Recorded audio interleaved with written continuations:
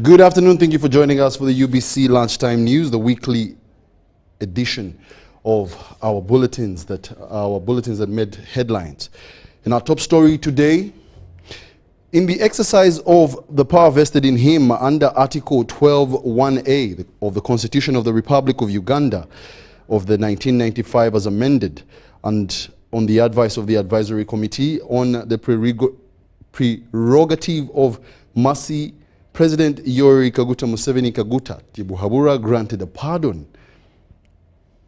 of sentence to the 19 National Unity Platform supporters who had been arrested and detained unlawfully, being in possession of ammunition contrary to the Firearms Act. The persons pardoned are Seguja Rashid, Rugamayo Robert Christopher, Kakoza Mohayuddin, Kujambu Simon, Matovu Abdul, Lutaya Olivia, Kijambu Ronald, Chuanuka Mesach, Wandera Ibrahim, Nagwera Asubat, Musakura Stephen, among others. Me a minister in March. I pledged to Ugandans that I will be a minister for everyone. And I told them I will not be a minister of any other, or a minister of a party, my party I believe in, or a minister of PLU. I said I will be a minister for Uganda. So I'll be charged with the affairs of all youth, regardless of their political party affiliation, regardless of their religion, regardless of their district or regions of birth. So I offered to serve everybody. So one of the biggest challenge that was in then was the Luo prisoners. The Luo prisoners had been arrested on various crimes, which eventually they accepted, they pleaded guilty. Those crimes were of grave nature. They were tried in Machinje and they pleaded guilty. So I offered these young people even before that stage that I will support whoever wants my assistance. So me, strategically, I'm a strategic assistant. So I'm strategically assisting them. I'm not a lawyer to negotiate, and I'm not a suspect to negotiate, but I'm a minister of young people who's leading by strategy, and I will help them strategically to overcome whatever challenges they have. There are several others. There are 9. Then there are other groups. There are the Karamojong warriors. I received a petition from the Karamojong, the J warriors from Kotido and Moroto. Those ones sent in their petition yesterday through the Commissioner General of Prison. I'll put a cover letter, and still I know the president is a kind man. Never seen a man like that in Mzee.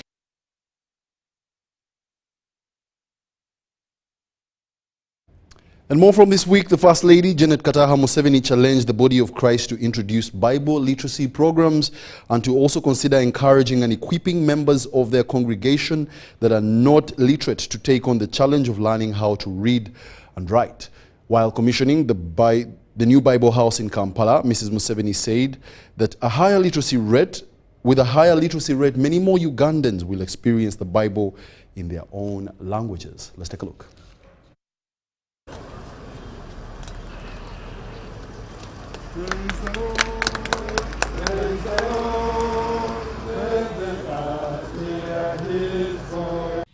The Bible Society of Uganda is the non-government organization that provides, translates and distributes Holy Bibles to all Christian denominations at an affordable cost.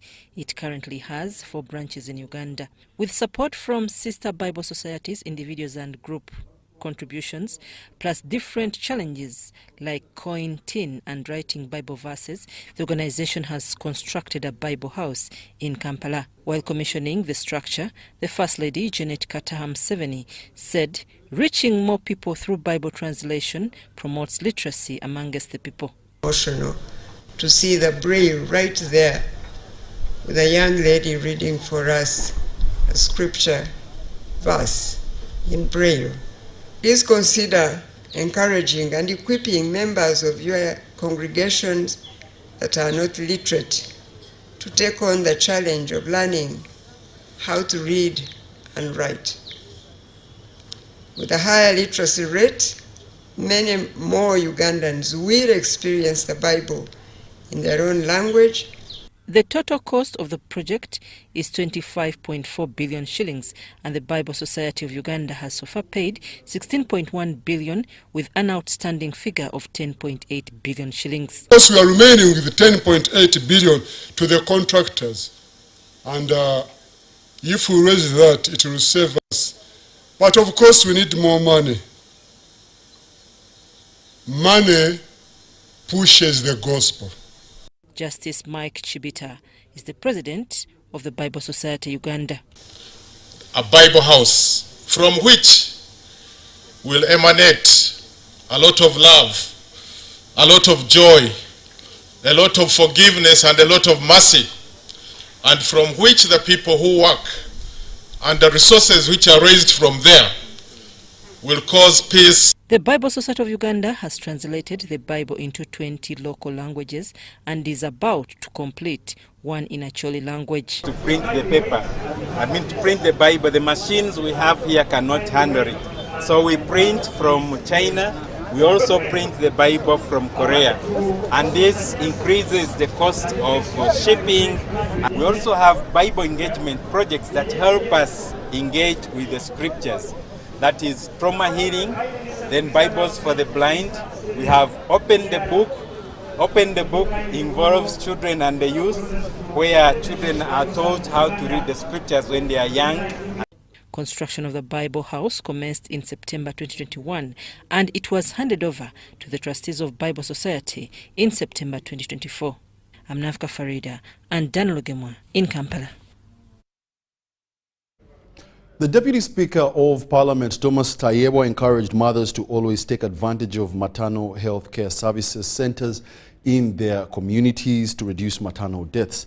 Tayebwa made this remark in Mutoma district at a function where he handed over a new maternity block to Rwaburunga Health Centre 3, and that is Mitoma district, not Mutoma.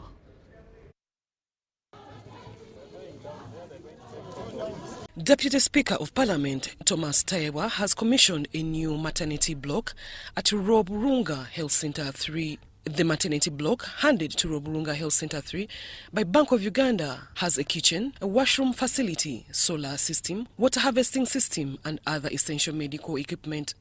The facility, worth 500 million shillings, was built by Bank of Uganda in a move to support maternal and child health care and reduce long-distance trekking by mothers.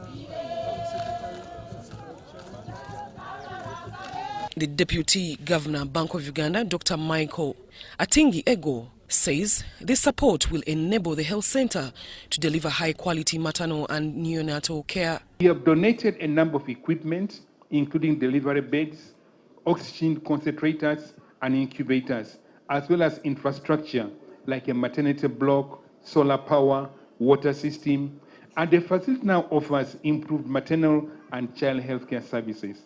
And this is a testament of what working together can do, because this work was not done by Bank of Uganda alone. It was done together with the community leaders, the health workers, and the residents. You, the community, work together with us. So together we have created a center that embodies dignity, functionality, and accessibility. It marks a culmination of hard and tireless work by the dedicated staff of Bank of Uganda, and in a very special way, Honorable Speaker, I want to appreciate the UPDF Brigade. These people are good people. Mitoma District Health Officer Dr. Sadiq Byamugisha noted that the number of women producing in hospitals increased from 59% in 2021 to 72% in 2024. Nika district yitu tureba ngu abantu abari kuzara nibagenda nibiyongera buri mwaka, kandi iki nigenda kukibasimira abakazi omukuzara oku nitureba ngu kuruga omwaka gw'2021 22 okaza mwaka gw'2023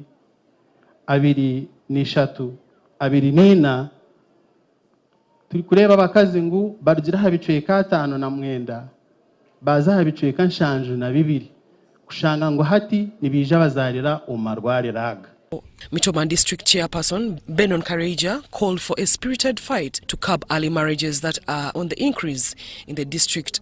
The Deputy Speaker of Parliament, Thomas Tayebwa, applauded Bank of Uganda for giving back to the community through their corporate social responsibility. I have never seen a team as committed as your staff. I've never. And I believe if every department of government was working with the way Bank of Uganda staff work, would be very far. We went down to the community. We thought Bank of Uganda you deal only with money. So the but now you've shown us that you're the real deal. He, however, advised people in Mitoma, especially mothers, to always make use of nearby health centers to prevent possible maternal deaths. You've seen how we struggle. These are the most hard-working people. Ababantu n'abakozi muryabakozi munonga. Ekimukwetaaga no kubatera hebya kubayamba kukora. Twabibatera himwe nimwe yo mubwoba. So other items donated by Bank of Uganda to the Health Center 3 include baby incubators, delivery beds, fetal monitors, and neonatal resuscitation equipment.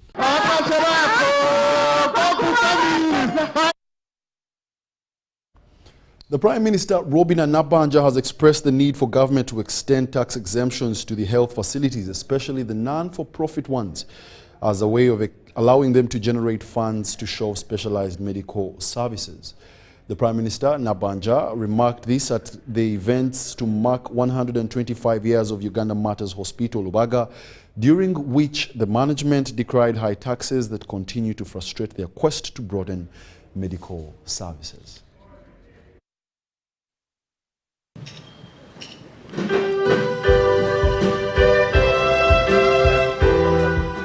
Established in 1899, Uganda Matters Hospital Lubaga has marked 125 years of community and faith-rooted health care.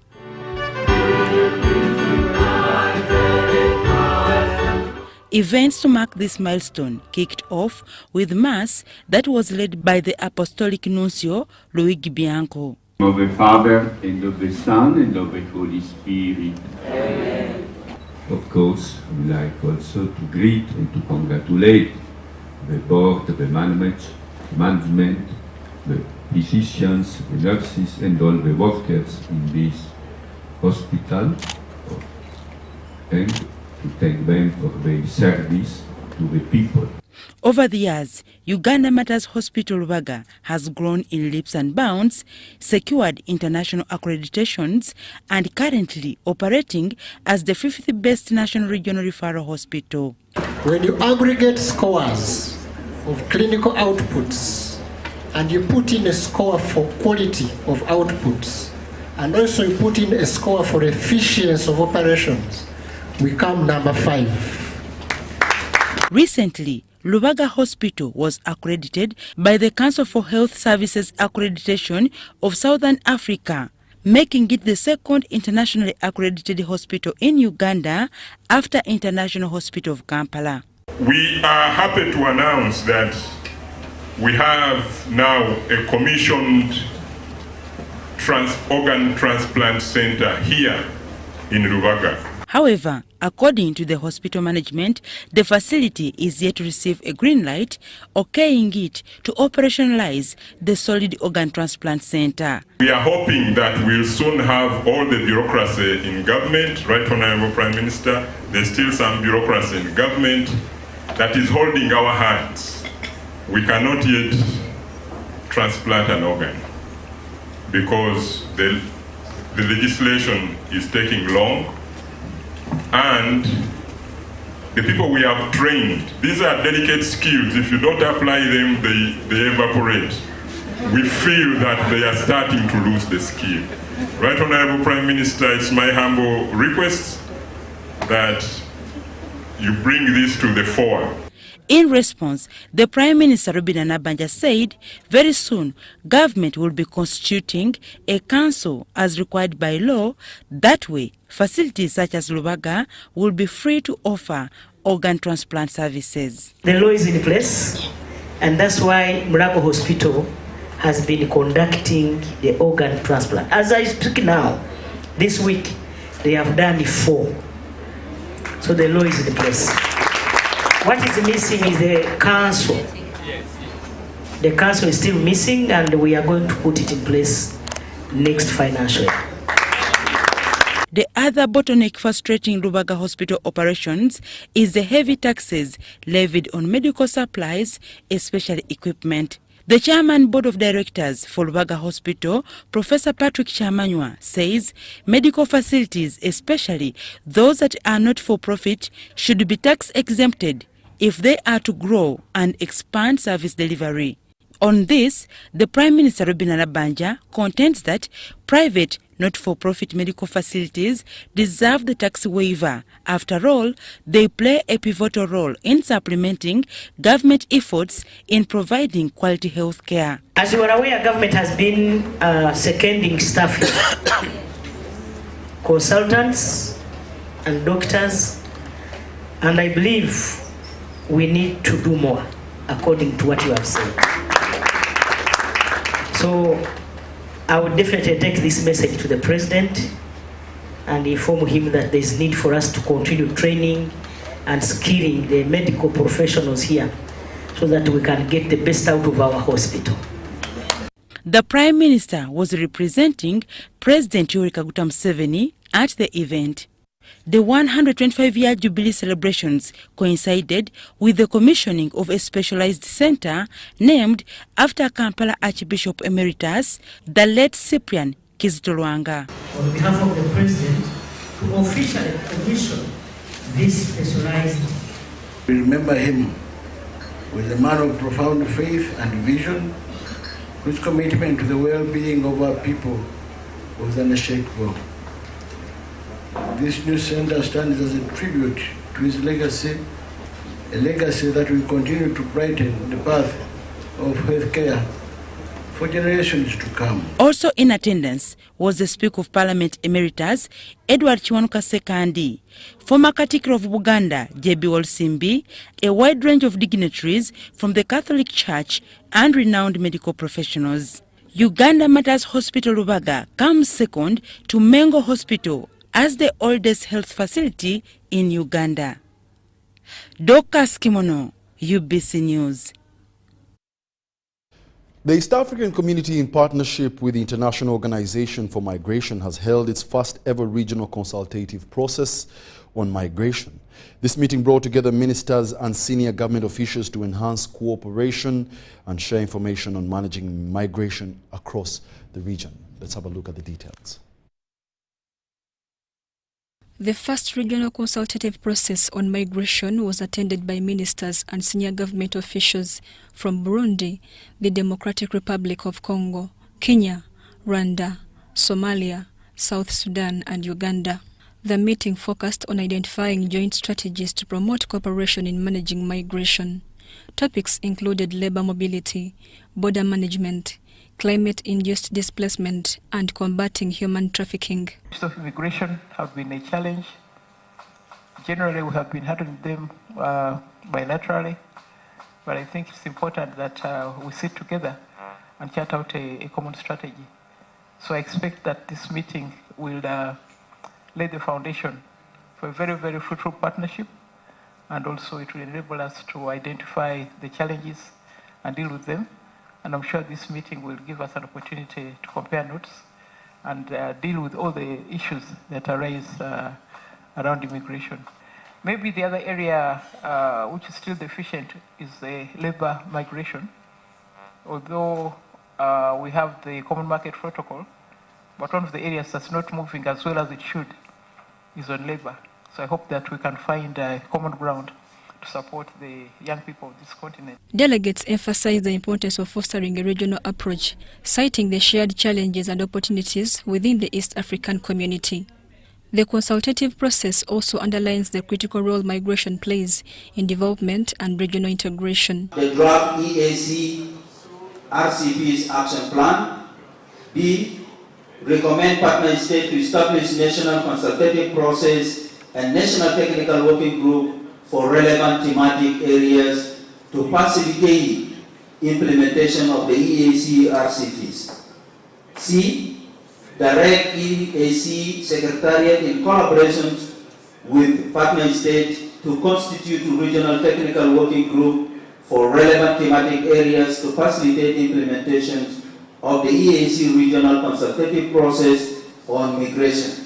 The outcomes of this process are expected to strengthen policies, enhance partnerships, and ensure the region is better equipped to address the dynamics of migration effectively. We really need to control. When we are talking about control of the migration, is that, you know, criminals are there. Some people are trading on human being, taking people to Europe, to South Sudan, or to anywhere. You see, people leave from here, South Sudan, they go to Raja, from Raja to Darfur, and Darfur to Libya. All right? And some people are trading on narcotics, drugs and narcotics, and all these kind of things. Mary Namkose, UBC News. And furthermore, from this week, Kampala International University celebrated its 30th graduation ceremony, marking a significant milestone in the development of science studies in Uganda. A total of 2,276 students graduated with PhDs, degrees, diplomas and certificates across various fields. Dr. Chris Baryomonsi, the Minister for ICT and National Guidance, presided over the event and encouraged the graduates to fully embrace technology.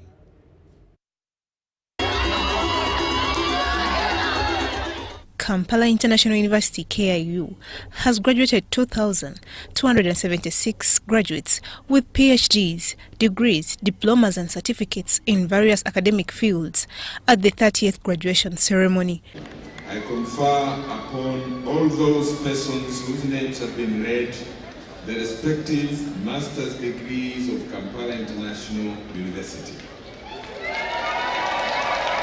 The Chancellor of the University, Professor Yunus Mugaya, extended gratitude to the academic staff for producing quality graduates and urged them to effectively utilize skills acquired. Do not despair if you do not secure a job immediately. Work hard to demonstrate your relevance as you seek meaningful employment.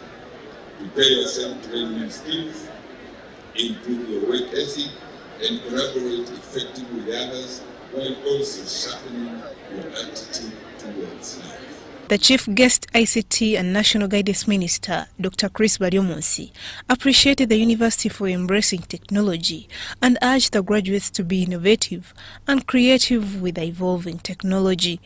Your future is in your hands. KIU has given you the knowledge, has given you the academic qualification, how you use it, where you take it, how you shape your future.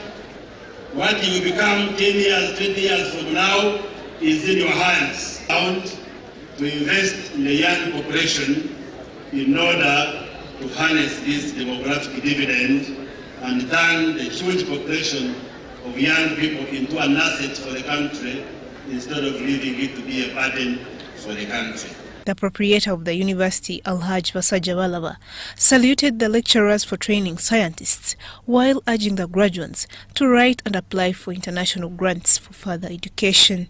I salute you people who are training our medical doctors, and well done.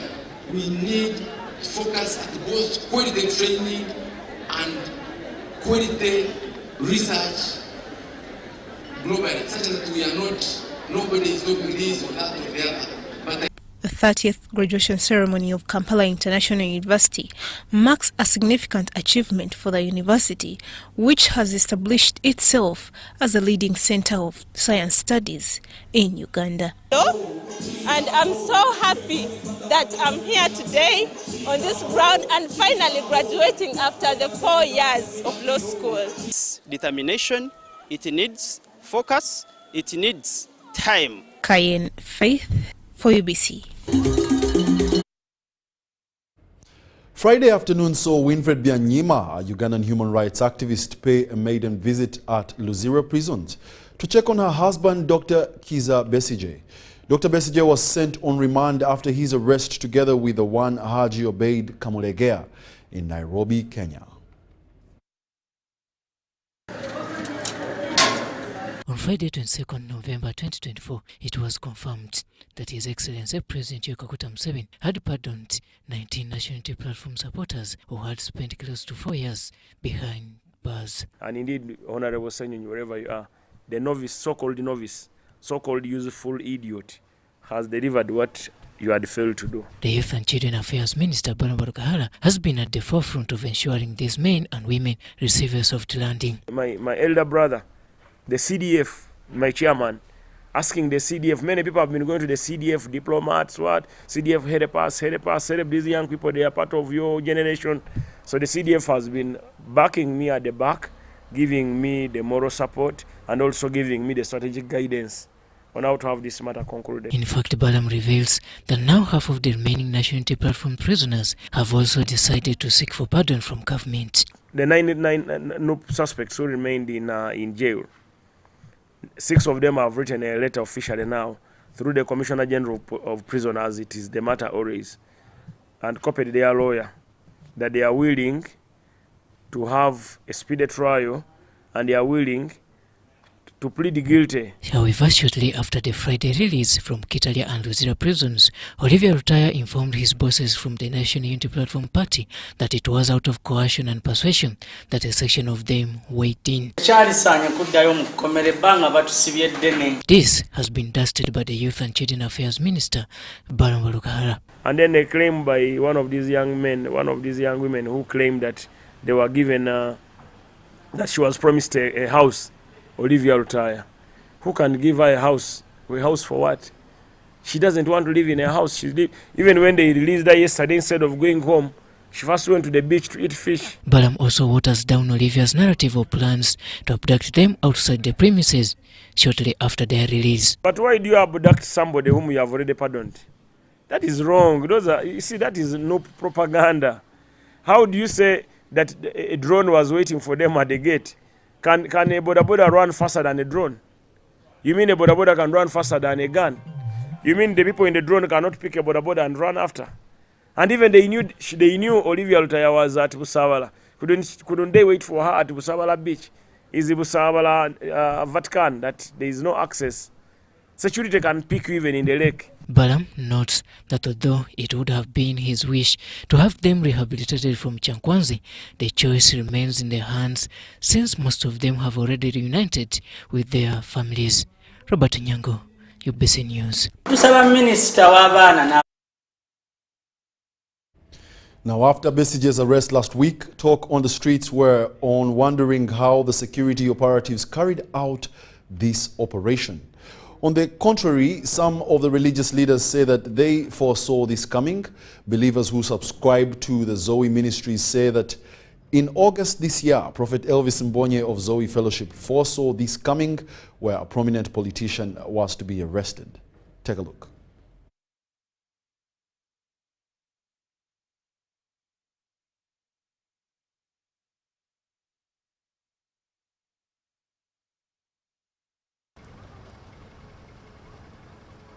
Ms. Winnie Byanyima arrived at Uganda Prison's headquarters Luzira at about 3 p.m. to pay a kata service to. He mentions that there is a politician who is going to go missing and everyone is going to be looking around, interviews, and the politician will be no more. And this happens when Dr. Kizza Besigye went missing a couple of days. And everybody is asking, where is Dr. Kizza Besigye? His family, his friends, and everyone was confused. But this is something that Prophet Elvis Mbonye had mentioned earlier on a few months ago, as you can watch the video. There's a politician here. He shall disappear. He shall disappear. And there will be talk. Have they been kidnapped? Have they been... That's not what you know. And then people shall wonder, where have they gone? Prophet Elvis Mbonye is calling upon the country to recognize the office of the prophet. The country has recognized the pastors and evangelists and other giftings, but when it comes to a prophet, everybody has questions about prophet. But God has given us a prophet in the name of Prophet Elvis Mbonye, who has kept on telling us things before they come to pass, and they come to pass exactly. This calls upon the country to put attention on the words of Prophet Elvis Mbonye. When he tells the nation about anything, let us gather together. If it is bad, let us pray against it. Because you can ignore the voice of a prophet, but you can't ignore the consequences. You look into all the archives, I would honestly think that for us as a nation, and even as the nations, because he said following this particular scenario, we will see revelation increase for the church and also for the nations to confirm that the eye of the Lord is actually here. So it, as he mentioned, then for me the question is, does the nation or the nations, are they even aware of the fact that there is a prophet whose word actually comes to pass? And it's really for us to begin to ask ourselves, what is in it for us as the church? Now, once again, Friday afternoon saw Winfred Bima, a Ugandan human rights activist, pay a maiden visit to Luzira prisons. Let's check out the detailed story of what transpired.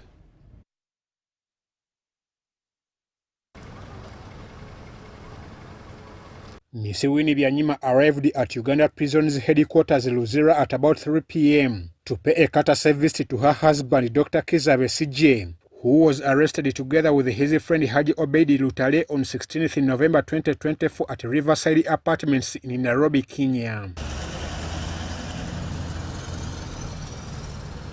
On Wednesday, Besigye and his co-accused Obeidi Lutale were arraigned before the General Court Martial at Machindi, where they appeared before a 7-member judge panel, presided over by the Military Court Martial Chairman, Brigadier General Freeman Mugabe. The duo faced 4 counts of unlawful possession of 2 pistols and 8 rounds of ammunition, which were allegedly found with them. Riverside Apartments in Nairobi, Kenya, were found in unlawful possession of 08 rounds of pistol ammunition, which are ordinarily the monopoly of the defense forces. Do you accept or you don't accept? Don't. A plea of not guilty entered. According to prosecution, the firearms and ammunition are a monopoly of the armed forces, but the accused person's lawyer, Arias Lukwago, challenged the court-martial presiding over the cases. The General Court-Martial remanded Besigye and Lutale to Luzira prisons until December 2024. Friday afternoon, Dr. Besigye's spouse, Winnie Bima, visited Luzira prisons where her husband is currently detained.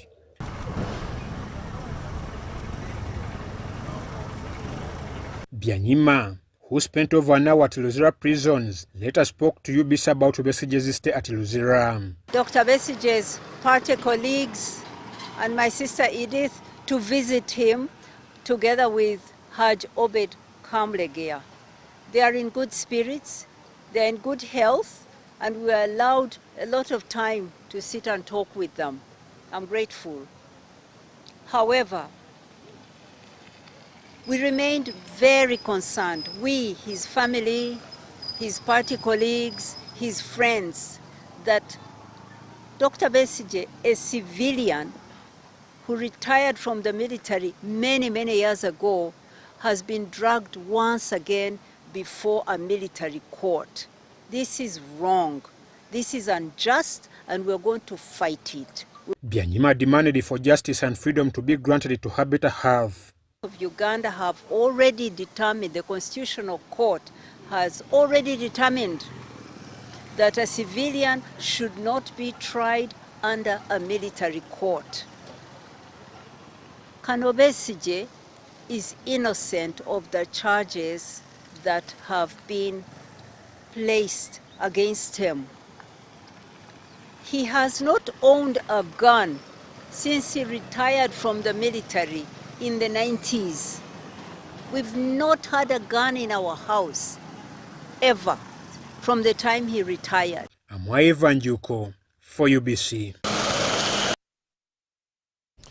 French enthusiasts and educationists converged at Chambogo University to commemorate the International Day of the Teacher of French. The event highlighted the vital role that teachers play in promoting the French language and its global significance. Let's have a look with Saddam Mubale. Association des professeurs de français en Uganda. Organized by the Association of Teachers of French in Uganda under the theme, The Relevance of Learning and Teaching French in Uganda in the Context of Technological Advancement, educationists discussed the importance of French in fostering cultural exchange, professional opportunities, and global communication. This is a day that was instituted in 2019 by the International Francophone Organization, we call it Organisation Internationale de la Francophonie, the equivalent of Commonwealth, to value the role of teachers. It's not only here in Uganda, this is happening worldwide. So the role of a teacher of French, we are no longer looking at French as a language for France. We're looking at it as a language for communication, a language that facilitates employability, a language that facilitates travel. Limited number of professionals in the field was cited as a major impediment to French, where most teachers do not meet the maximum qualification to teach in higher institutions. And I think there is still a shortage of lecturers of French in Uganda, in our Ugandan universities, because, being a lecturer at the university at that level, you also need to have had an advanced degree. You need to have a master's at minimum to be an assistant lecturer. So for us to promote research, I'm encouraging the French fraternity to think about starting an avenue which could be like a journal through which they can be able to publish their academic papers, because this is the only way they can become professors, senior lecturers, and all that. The event concluded with a call for government to invest in training and professional development of French language teachers to unlock the full potential of the language in Uganda. They are pulling out all the teachers. They are going to seed out the teachers who don't have diplomas. That one is a policy. It has already been announced by the Ministry of Education. But the teachers of French who now have grade 3 certificates, whatever, they do not have scholarships in order for them to be able to do a diploma and later on a degree. Now, how can we follow the policy of the ministry if we do not have the goodwill of the government for teaching French? Our aim here is to really strengthen the teaching of French within the country. We are realizing an audit. We're visiting the different high school within the country who are teaching French, and we are seeing with the teacher the different tools that they have in order to enhance them. The International French Teachers' Day is celebrated on the 4th Thursday of November each year to mark the contribution of teachers who promote the French language and the Francophonie. Sada Mubale, UBC News, Kampala. One Simon Peter Kasumba, through Center for Health, Human Rights and Development, has sued the Uganda Human Rights Commission to the Constitutional Court for alleged delay in his hearing of his case. Kasumba claims that he reported the case to the Human Rights Commission in 2016, where his wife Joyce Bundoli died during childbirth in Chiwoga Hospital due to alleged negligence. But his case has never been heard. Let's take a look at the details.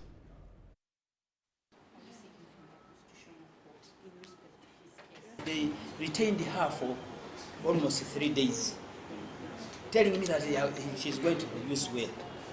And in the end, they said, we don't have the requirements, so we let us refer her to home.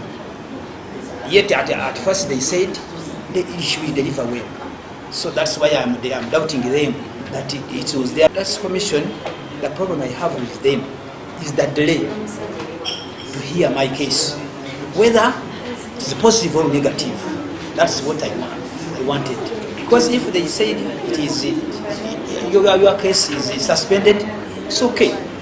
But instead of keeping quiet. So we see that the commission has mandate And this is under the Constitution of the Republic of Uganda, under Articles 51 and 52, as well as the Uganda Human Rights Commission Act, CAP 26, to investigate human rights violations and uphold the protection of human rights across the country. So the persistent delays in adjudicating health-related human rights cases have, resulted in systemic violations, disproportionately affecting vulnerable populations who rely on timely justice for the world. Because we don't think it's the only Uganda. There are so many others who are going to come up after today. They are going to come up to say, Nangu, Wang, even mine is 10 years old, even mine is 15 years old. So that there is an order for them to actually expedite the hearing of the matter. Of health and human rights related violations, therefore, does not only delay and deny justice, you can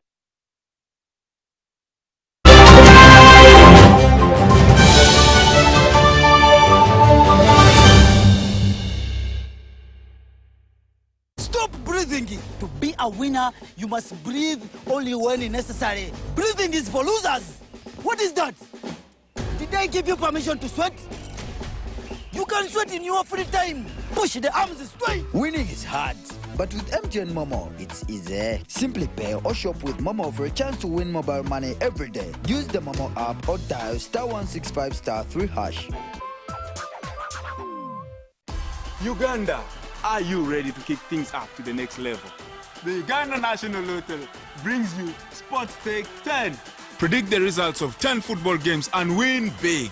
With tickets at only 500 shillings, join the fun and make your predictions count with Sports Take 10. Sports Take 10, your ticket to football glory. Uganda National Lottery. Dream, play, win. Participants must be 18 years or older. Play responsibly. The Uganda National Lottery is operated by Ituba Uganda and regulated by the National Lotteries and Gaming Regulatory Board. You used to tell me that I don't make you happy. All that time you would be complaining. I'll call you every day. Yeah, yo, baby, don't know. You can now get all the Chibuzi out with MTN voice bundles. Call all networks. Kubei Dondoro.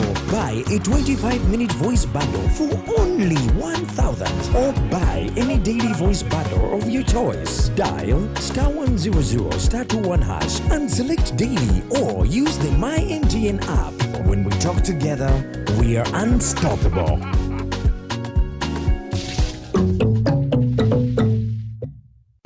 The Ministry of Health informs the general public that there are some cases of Mpox detected in Uganda. The ministry, working with partners and affected district local governments, are doing their best to contain the situation. The signs and symptoms of Mpox are body rash, fever, general body weakness, headache, sore throat, nasal congestion or cough, and swollen lymph nodes. You can prevent yourself from getting infected with Mpox by avoiding close contact with people who have been confirmed to have Mpox or who have signs and symptoms of Mpox. Avoiding touching or sharing personal items like beddings, eating utensils, phones, or other belongings of a person who has the signs and symptoms of Mpox. Avoiding contact, including eating, with all wild animals, alive or dead, especially those known to carry the virus, such as rodents and monkeys, and those that appear sick or have been found dead. Getting vaccinated if you're among those who have been identified to be at high risk of Mpox infection. Mpox is treatable and usually goes away after 2 to 4 weeks. However, it can be severe, causing even death, especially among children, pregnant women, and those with other health conditions. For more information and support, contact your nearest health worker. Call the Ministry of Health's toll-free line on 0800 100 066 or send a free SMS to YouReport on 8500.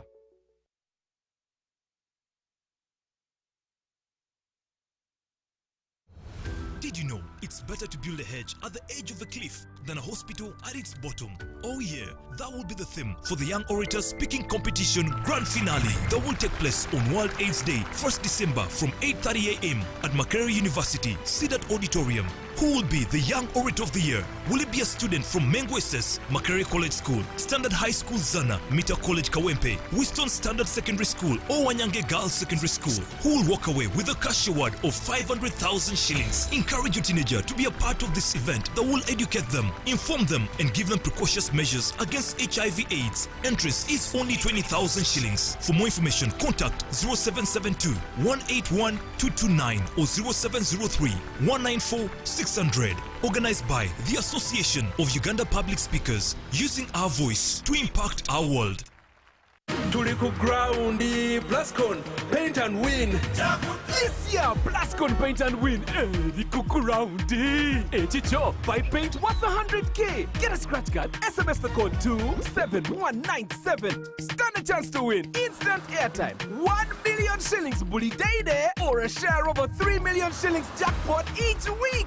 What do you want the brand new podas tuk-tuks and so much more? Catch the paint and win action every Monday on Bukede One, NBS and Sanyuka TV. Blascon, color your world.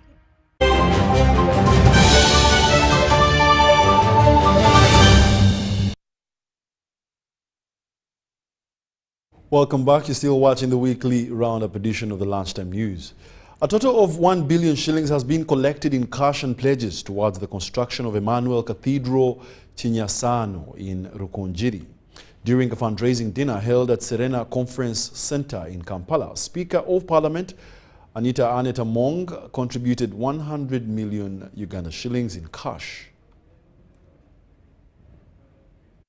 I am here today to speak about our upcoming graduation, which will take place on November 28, 2024, at the auditorium at the university. This is our 11th graduation, and the theme of this graduation is Education in the Age of Artificial Intelligence. As you well know, IUEA is at the forefront of technology, cutting-edge technology. So every year we review our programs and we ensure that it meets market demands and that it incorporates the latest technologies that are currently in use by industry, by governments, and by all organizations. Artificial intelligence is a critical technology for everyone because regardless of what your field of study is or regardless of the field of endeavor, there's artificial intelligence, whether it's in marketing, in sales, in education, in analysis of the performance of institutions.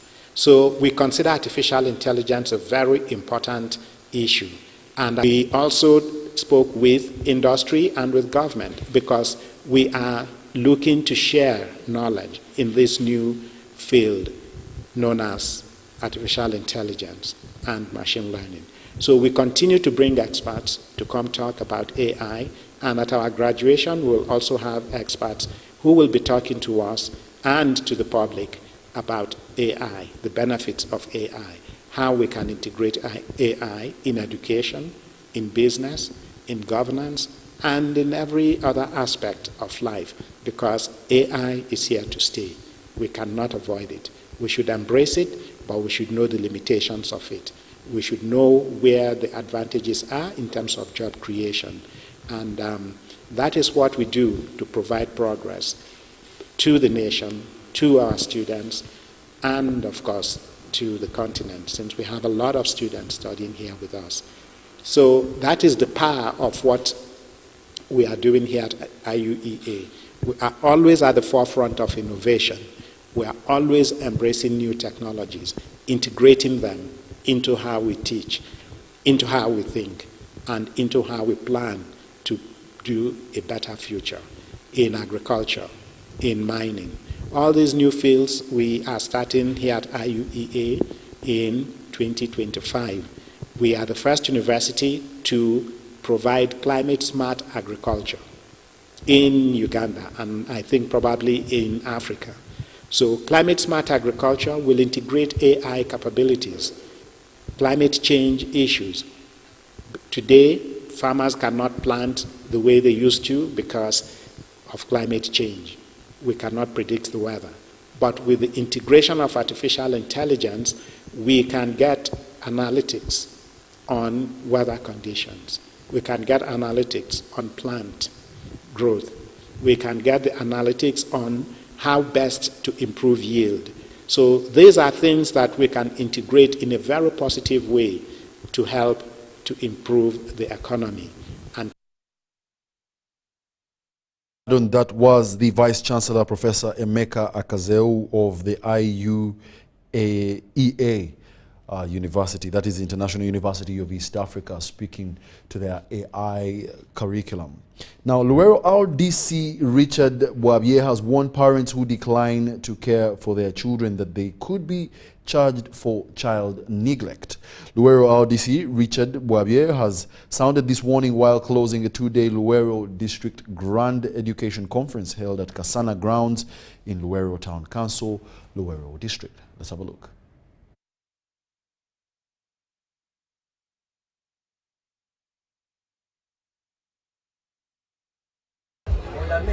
Where we put our laying traps, that's it. This plan.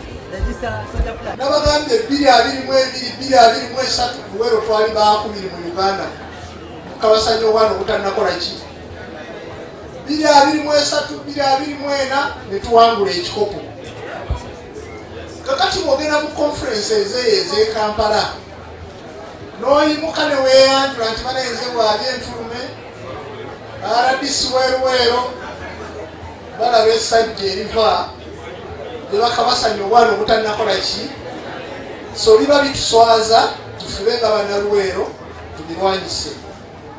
President Museveni weewaawo alina gy'agamba abazadde abasobola kusasulira abaana kulya mmere naye abo tebali mu Buganda tebali mu Luweero era tukyabanoonya tubalabe tubayambeko bo nga Ssekinnoomu oyo.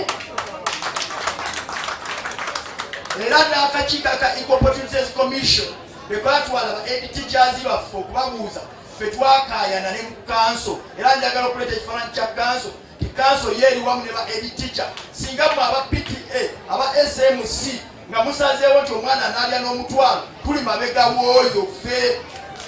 What can help most of the administrators? One, they should avoid sharks. We call loan sharks. Sharks, they get loans, and when they get loans, they become demotivated. They don't come to work because of loans, various loans. So they should avoid that. In other words, they should hinge themselves or lean themselves to more saving. Because the more saving they get, the more they are likely to survive, which is very sustainable. Government funds are not enough, so they should have what we call side incomes.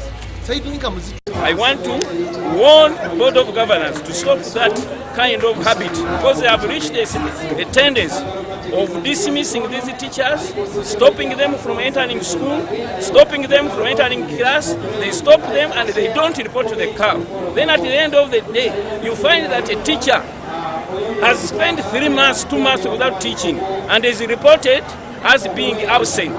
So that this guy is all being absent, and we find that the teacher is absent, automatically the CAO will suspend the salary and will remove him from the payroll. We thank the DO of Luo District for organizing such conferences.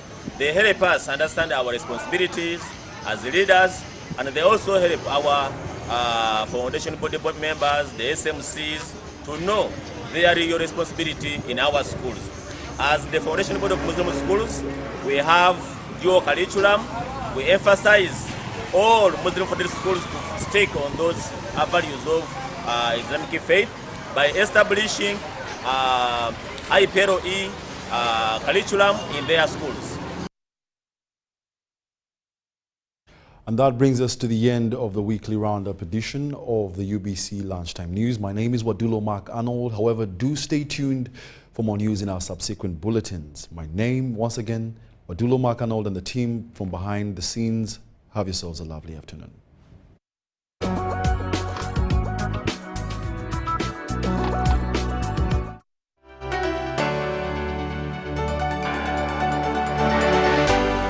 UBC, inspiring Uganda.